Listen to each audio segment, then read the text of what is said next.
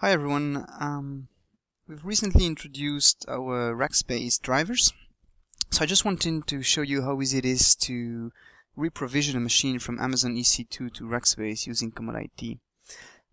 Here I have a machine which was already provisioned on Amazon, and I've deployed a quite simple WordPress blog using ComodIT. So if I just show you the blog, it looks like this. Blog title is clone demo. If I want to change that title, I can do it through the UI, and the application recipe will take care of updating the website live. So that's the normal ComodIT configuration management. Now let's imagine that I would like to deploy this blog with this specific configuration on another host provider like Rackspace. So you can see here that my platform is Amazon, and I'm going to create a new platform with my Rackspace account. Just put a name and a short description. Then in the driver list, I'm going to take the Rackspace next generation server, put my API key, and I'm done. So here I've registered a new Rackspace account in ComodIT. I can go back to my hosts, and in the actions I choose clone. I'm going to make one copy of the host. You can see on the right that this new host is in the defined state, so there's no real machine associated with it. I can switch the platform. I switch to Rackspace. I don't need to keep the Amazon settings because it's a different kind of target. In terms of setting, I'm just going to select a small machine, so I pick a small flavor, and then I ask ComodIT to provision the machine.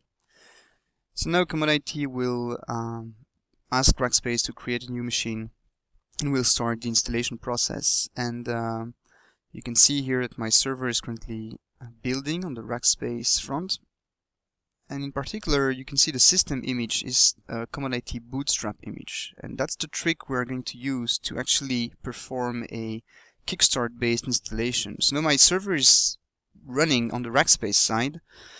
I can click and look at the VNC console, and what you see is that we're actually performing an installation. So this is not based on a template or gold image, we're actually installing the machine.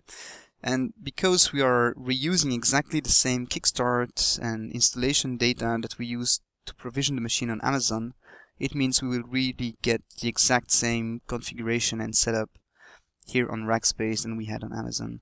So that process takes a couple of minutes, and here I've just fast forward till the end. It's installing the bootloader.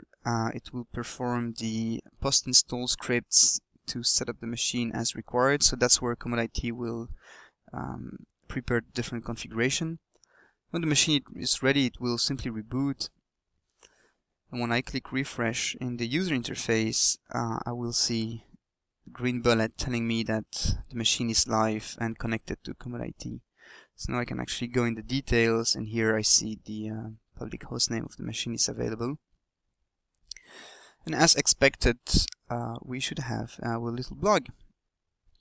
Now that machine has been provisioned by ComodIT. It is managed live, so I can decide to change my my blog title again if I want through the UI. Simply going in the configuration and changing the settings of this WordPress application. If you want to know more about configuration management and how we manage these recipes, there is a screencast on writing applications available on the website. So that was it. So as you can see, it's quite easy with ComodIT to move or redeploy infrastructure from one place to the other. Of course, it works in all directions, and also from physical or virtual machines all the way to the cloud and vice versa. Thank you for watching this screencast. If you want to know more, just check website ComodIT.